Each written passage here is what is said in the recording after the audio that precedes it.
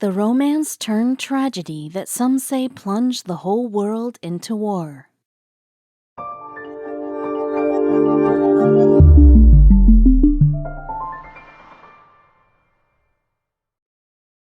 But before we start, please make sure to subscribe to m&rtv and hit the bell so you never miss any upload from us.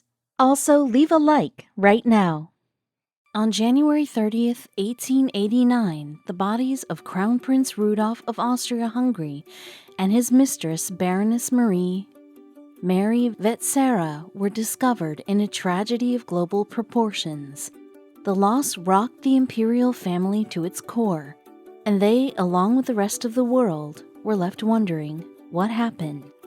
Even decades later, experts still debate why these two high-profile figures died, and if their demise really caused the start of World War I. From the moment the 30-year-old royal and his lover, 13 years his junior, were found dead in bed at his hunting lodge in Mayerling, Austria, everyone was stunned. Not only was his death untimely, but Crown Prince Rudolph was also the heir to the throne. Right off the bat, it was obvious that this was no accident. In fact, there were some specifics about the crime scene that painted a complicated story. But there wasn't time to sort out the details. No matter what had happened, this was a serious scandal for the imperial family, but not necessarily one that had come without warning signs. Prior to his death, Crown Prince Rudolph wasn't exactly the royal example that his father Franz Joseph hoped he'd be. The source of the tension? They were total political opposites. The emperor, a strict traditionalist, was in stark opposition to his son, a critical progressive. Ultimately, Prince Rudolph felt his father disapproved of him, and his lifestyle choices didn't improve matters. The Crown Prince began seeing Baroness Marie Vetsera in 1888, but there was one glaring problem. He was married. Despite having a wife, Princess Stephanie of Belgium, and a daughter at home, the royal wasn't shy about his rampant playboy lifestyle. He engaged in numerous affairs, though that was only one of his many problems. With a revolving door of lovers, Crown Prince Rudolph contracted STDs. It's believed he had either syphilis or gonorrhea, but whichever he passed along to his wife, rendering her infertile. He was also heavily addicted to morphine. It's no surprise that his extreme and indulgent lifestyle was the mask of a depressed person.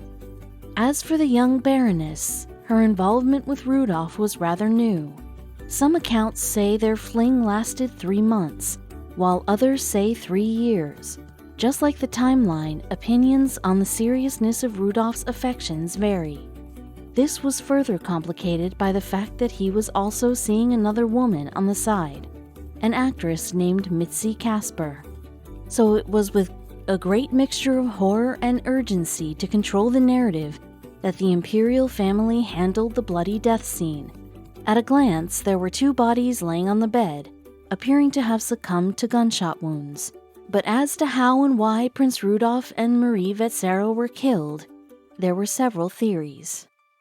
Some people suspected the killings were enacted on behalf of German agents, looking to silence Prince Rudolph for his vocal anti-German position. If this scenario were true, Marie Vetsera was killed simply for her proximity to the royal. A tragic case of the wrong place at the wrong time. However, several factors of the scene contradicted that. Medical professionals observed that Baroness Marie Vetsera died long before Prince Rudolph. Given that fact, some suggested a rather grim situation played out, where Vetsera died as a result of an abortion gone wrong. It's been theorized Rudolph ended his life in a final act of heartbreak. Still, there was one clue on Vetsera's person that was too intentional to ignore. In the hands of the young woman, they found a wilted, blood-covered rose. Had she known the end was coming, or was that prop added by a murderer?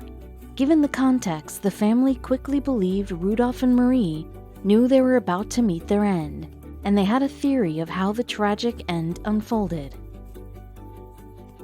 Rudolph's other mistress, Mitzi Kaspar, came forward to say he had proposed a suicide pact to her only a month prior.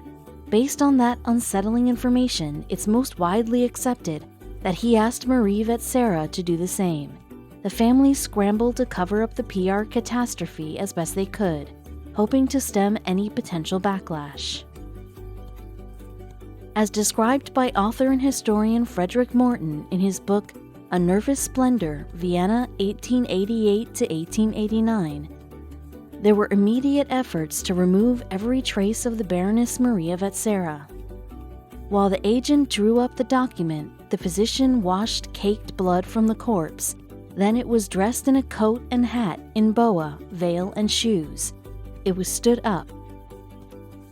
The two uncles linked arms with their niece and walked her slowly out into the night, past any possible suspicious eyes, though the howling winds passed Rudolph's barking dogs, to Count Stacco's carriage. A hearse would, of course, have given away too much. Morton's book continued. Instead, Vetsera was quickly buried in a cemetery chosen only for its proximity. Then there was the matter of explaining how Crown Prince Rudolph died, since the truth of his death drastically complicated matters further. If word got out that it was a suicide, the late prince wouldn't be allowed a Catholic burial in the imperial vaults, per tradition. Eventually, the family came clean about the suspected suicide to the church, claiming the prince had only done so in a deranged state of mind. No public mention of Baroness Marie Vetsera's death was made. Her family reburied her shortly after, replacing her hastily chosen wooden coffin for one made of copper, but sadly her rest would be disturbed several more times. Marie Vetsera's remains were targeted by grave robbers several times throughout the decades, most recently in 1991. After 2 years, though, the famed crypt thief, Helmut Fletzelsteiner, was discovered as the culprit, and her remains were returned to the gravesite. As for more recent attempts, according to reporting by the Los Angeles Times, the family has refused all recent investigative endeavors to exhume her body. Since Prince Rudolph was the heir to the throne, his untimely death posed a major problem for Austro-Hungarian succession. It devastated his parents, Emperor Franz Joseph, and particularly Elizabeth of Bavaria, who had long battled depression. While they grieved, they still had to sort out the looming crisis of who would run the empire. Luckily, Emperor Franz had a brother. The Emperor of Austria's younger brother, Archduke Karl Ludwig, was the next in line, though his claim to the throne was made murky by false rumors that he'd renounced his position. Sadly, Karl never had the opportunity to really step into his own reign. He died of typhoid 7 years after his nephew Rudolf in 1896. Next, they looked to Karl Ludwig's son, Archduke Franz Ferdinand. But that ended just as catastrophically. As you might remember from history class, the assassination of Archduke and his wife in 1914 was a catalyst for World War II. But even after the Austro-Hungarian ruler sparked the war, the families of Rudolf and Marie Vetsera kept quiet about all the evidence surrounding their deaths. It turned out that both families had proof to substantiate the suicide pact for decades. In 1926, letters written by Marie Vetsera to her family were discovered, hidden away in a bank safety deposit box. As the teen wrote plainly in a letter to her mother, "I am happier in death than I was in life." Sadly, the high-profile death of Rudolf and the subsequent scandal wasn't the only one to hit the Austro-Hungarian imperial family. For many years, Rudolf's mother, Empress Elizabeth Cece of Australia, was in a crumbling mental health state. Even early on, her friction with her position gave the royals cause for concern. Born in 1837, Cece was from Munich in the German state of Bavaria. Her childhood sounds beautiful. She spent her youth playing in the Bavarian woods with her 7 siblings. They would ride horses and climb the nearby mountains. This peace wouldn't last. On April 25, 1854, she married the 23-year-old Emperor Franz Joseph of Austria when she was only 16. Austria was Europe's second largest empire at the time, so this union was an important one. Franz was a kind husband to Sisi.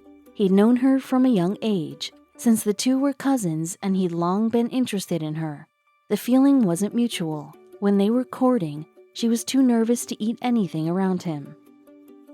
As Sisi grew used to living in the Hofburg Imperial Palace, she drew further inward. She hated being in the court and didn't have any friends.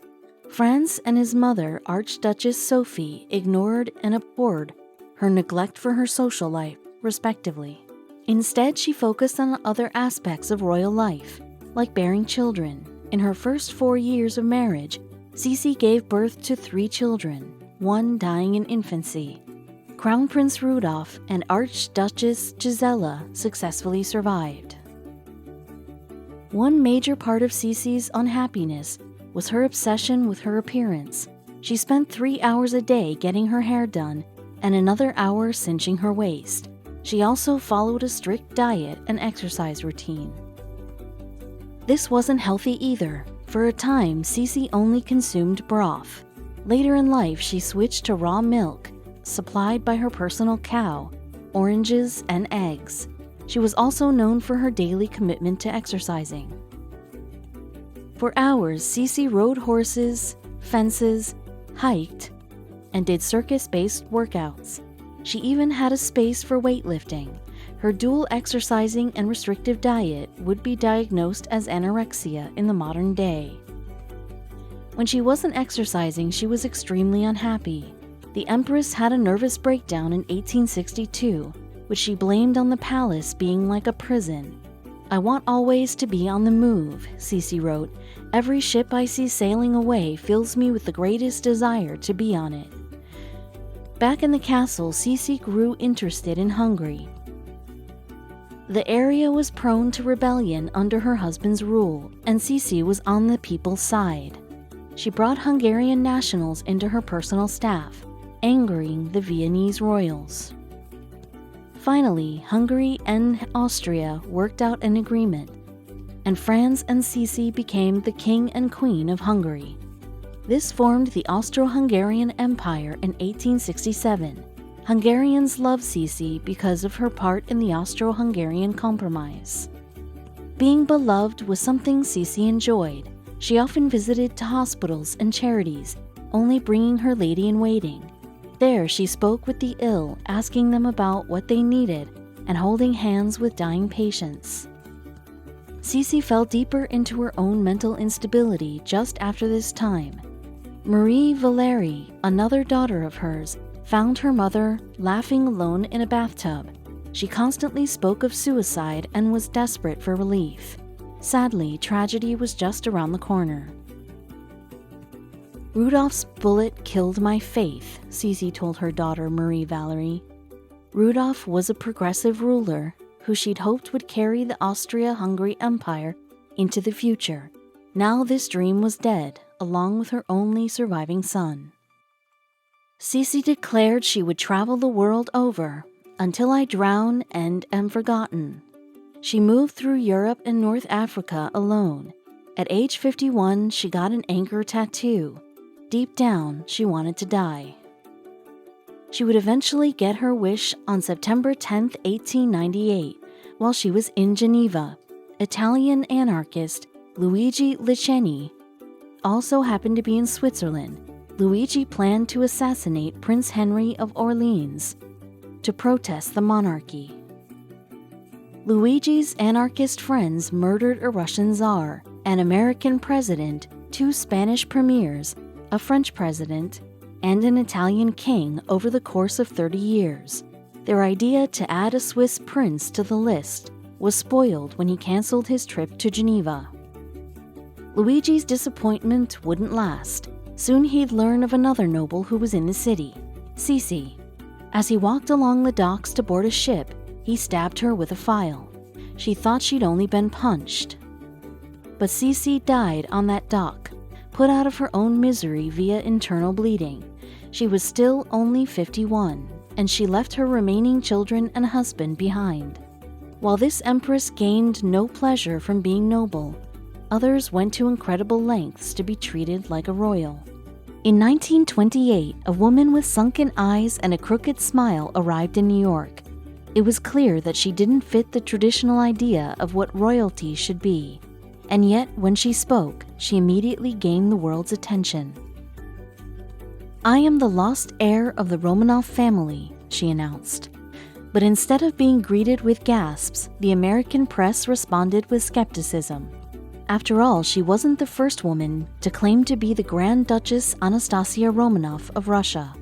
In fact, in the 10 years since the Romanov family was executed, at least 6 women, probably more, had come forward falsely claiming to be Anastasia. So when this tattered woman showed up in New York City, people couldn't help but scoff. They wanted proof that she was the real deal, something all those other imposters had always failed to do. If this woman really was the lost princess, she had to prove it, which she did by simply pointing to her jaw. She alleged that her jaw had been broken nearly 10 years earlier when she made her escape from the communist soldiers who had murdered her entire family. The way she told this story was so genuine that people believed her, including someone from Anastasia's past. The man was Gleb Botkin, the son of the Romanov family's physician, who was also murdered by the communist revolutionaries. Gleb had played with Anastasia as a child, and something mysterious about this woman made him believe her story. Gaining the support of Gleb Botkin, a respected member of high society, convinced the public that she was truly Anastasia. The fact that she was covered in scars, which she claimed to have gotten during her escape, only helped clinch the public's belief. She became known as Anna Anderson, the lost Grand Duchess, and a fixture of New York high society. She was no longer tattered and pale, but wrapped up in expensive clothes with access to the best products and services money could buy. As she hopped from one luxurious hotel to the other, she met with many Romanov relatives and former acquaintances of the Romanov family. Most were astounded with how much Anna resembled the young Anastasia they once knew. Others, however, weren't so easily convinced. Though she looked like Anastasia, other things just didn't add up. She had trouble recalling certain details about her childhood, and her grasp on languages that Anastasia had been fluent in was shaky at best. But still, the lost Romanov safe and sound in New York City? It was too amazing of a prospect to be fake. She had been through so much, endured such violence and trauma, that some degree of mental illness was to be expected. Anna spent months at a time in the homes of society's most respected men and women. It didn't seem to matter that Anna's accent was decidedly German, and that her behavior was erratic at best. People loved the idea of having Russia's Grand Duchess in their home. Inconsistencies aside, Anna's most ardent supporters all had one goal in mind: to have Anna's status as Grand Duchess Anastasia legally recognized. Doing so would have benefits that go beyond whatever fortune her family had left, a fortune eyed by many of her supporters. Anastasia's survival would also be a symbol to Russia's communist leaders of the strength and resilience of Imperial Russia. These both sounded like great ideas to Anna and her supporters, and if one man hadn't intervened, things would have turned out much differently. The Grand Duke of Hesse, Anastasia's uncle, was one of the visiting relatives who doubted Anna's identity. To learn more about her, he hired a private investigator, and what the investigator uncovered left the Duke infuriated. The investigator made a startling claim. Anna, he said, was actually a woman named Franziska Szankowska, and she didn't exactly have royal roots. Franziska was a Polish-German factory worker who had randomly disappeared in 1920. Franziska not only had a history of mental illness, but a 1916 factory explosion left her covered with scars, both physical and mental. These allegations about Anna made some ripples in the press, but they didn't amount to much, and Anna continued to be regarded as Anastasia. Not that the court system was quite ready to recognize her as such. Years passed. Anna lost multiple court battles about her identity, and it slowly but surely became public knowledge that Anna probably wasn't Anastasia. Still, people loved to watch her pretend. They loved it so much that a French play, Anastasia, debuted in 1954, followed by the 1956 film starring Ingrid Bergman. For decades, Anna tried to prove her royal status despite mounting doubts from the public. She died in 1984, 7 years before the truth finally came out.